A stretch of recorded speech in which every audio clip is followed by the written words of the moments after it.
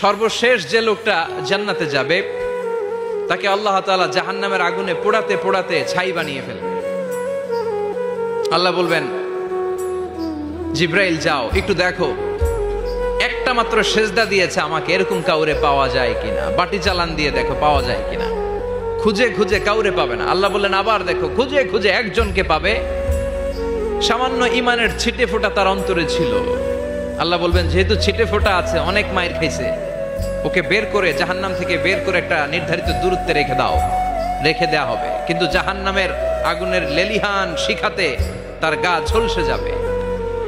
সে আল্লাহর ডেকে বলবে, মাবুদ তোমার কাছে আমি কিছু চাই না, জাহান্নাম থেকে তুমি আমাকে বের করেছো, জীবন নদীর পানি তুমি আমার গায়ের মধ্যে ঢেলে দিয়েছো, আমি আবার সজীবতা ফিরে পেয়েছি। আমি তোমার কাছে জান্নাত চাই না, শুধু নিরাপদ একটা দূরত্বে আমাকে রেখে আসো, যাতে জাহান্নামের আগুন আমারে কষ্ট দিতে না পারে। আল্লাহ, আমি কিন্তু তোমার কাছে জান্নাত চাই না। কি চাই না?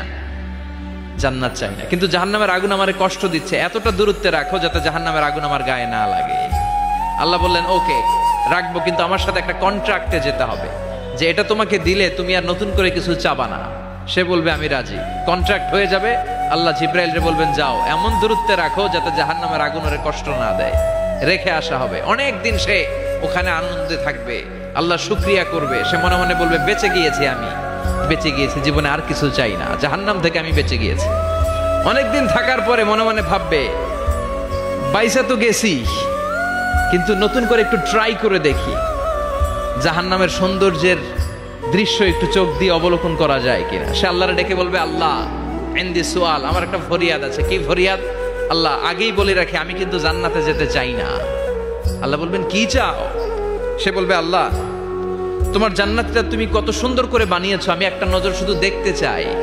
জান্নাতের দরজার সামনে নিয়ে যদি আমারে বসিয়ে রাখো, দ্যাটস ইনাফ, আর কিছু চাই না, শুধু জান্নাতের দরজার সামনে। আল্লাহ বললেন, তুই না ওয়াদা করেছিস, তুই না চুক্তি করেছিস। সে বলবে, আল্লাহ আমারে হতভাগা বানাইয়া তোমার কি লাভ? সুবহানাল্লাহ পড়েন।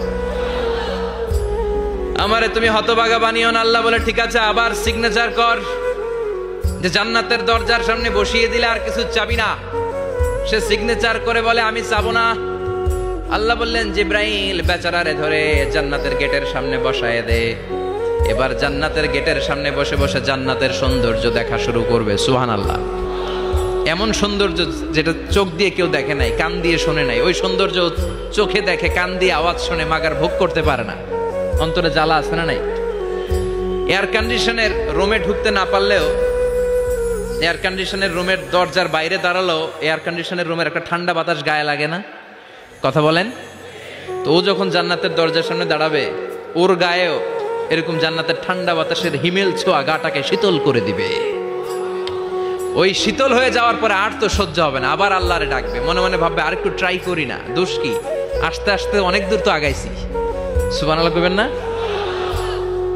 এবার আল্লাহরে বলবে, আল্লাহ ইনদি সুআল, আল্লাহ তুমি যদি কোনো বিষয়ে নতুন করে ডিসিশন নাও, তোমারে জিজ্ঞেস করার মতো কি কেউ আছে? আল্লাহ বলেন, না, আমি তো সব রাজার বড় রাজা, মহারাজা, আমার উপরে তো কারো কথা চলে না। ওই হতভাগা লোকটা বলবে, আল্লাহ এত সুন্দর জান্নাত তুমি বানালাম, চোখ দিয়ে সৌন্দর্য দেখি, কান দিয়ে আওয়াজগুলো শুনি, হুর আর গেলমান হেঁটে বেড়ায়, এত সুন্দর জান্নাত চোখ দিয়ে দেখি, ঢুকতে পারি না, আমারে কষ্ট দিয়ে তোমার কি লাভ? ও আল্লাহ, আমারে তুমি মাফ করে দাও, জান্নাতের চিপার মধ্যে এক কর্নারে তুমি একটু আমারে জায়গা করে দাও। আল্লাহ বলবেন, ওয়াই হাক ইবনা আদম, তোর ধ্বংস হোক হে আদম জাত, মা আগদারাকা, তোর চেয়ে বড় গাদ্দার আমি আমার সৃষ্টিকুলে কাউরে দেখি নাই, কারণ তুই আমার সাথে চুক্তি করিস আর চুক্তি ভঙ্গ করিস। আল্লাহর রহমতের দরিয়ায় তখন জোশ খেলে যাবে, ওর আকুতি মিনতি চাহনি আল্লাহর রহমতের দরিয়ার মধ্যে জোশ লাগিয়ে দিবে। আল্লাহর দয়া হয়ে যাবে, মায়া হয়ে যাবে। আল্লাহ বলবেন, ঠিক আছে, জান্নাতে যা। লোকটা এবার এক দৌড়ে জান্নাতের ভিতরে ঢুকে যাবে। লোকটার দৌড় দেখে আবার লোকটারে আল্লাহ ডেকে বলবে, একটু দাঁড়া, একটু দাঁড়া, জান্নাত তো দিছি, তো দৌড় দিলি কেন? সুবহানাল্লাহ কইবেন না? লোকটি বলবে, আল্লাহ প্ল্যান তো আমি কম করি নাই, এত চেষ্টার ফলে আমি আসতে পারছি, আবার যদি তুমি বাইর করে দাও, এই জন্য এক দৌড়ে এমন চিপার মধ্যে লুকামো যাতে তুমি আমার না দেখো। আবার আল্লাহর রহমতের দরিয়ায় জোশ খেলে যাবে, আল্লাহ কাছে ডাকবে, কাছে আয় ও গোলাম, তোর কি মনে চায় আমারে বল, আজকে তুই চাইতে থাক, আমি দিতে দিতে তোর মনের সব আশা পূরণ করে দেব।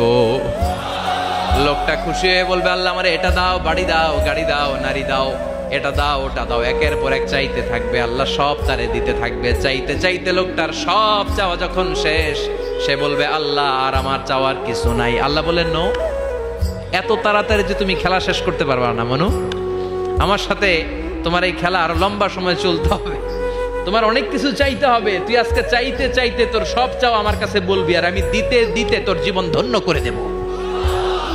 সে আবার চাইতে শুরু করবে, আল্লাহ এটা দাও, ওটা দাও, ওটা দাও, আল্লাহ দিতে দিতে সব দিবে। এরপরে বলবে, আল্লাহ মাফও চাই, দোয়াও চাই, আর চাওয়ার কিছু নাই। আল্লাহ বলবেন, তাই ঠিক আছে, তোরে আমি জান্নাতে ঢুকাই দিলাম, তবে মনে রাখিস তোর জান্নাতটা হবে সবচেয়ে ছোট জান্নাত, আর তোর জান্নাতটা হবে এই পৃথিবীর 10 গুণ। চিল্লায় এখন সুবহানাল্লাহ।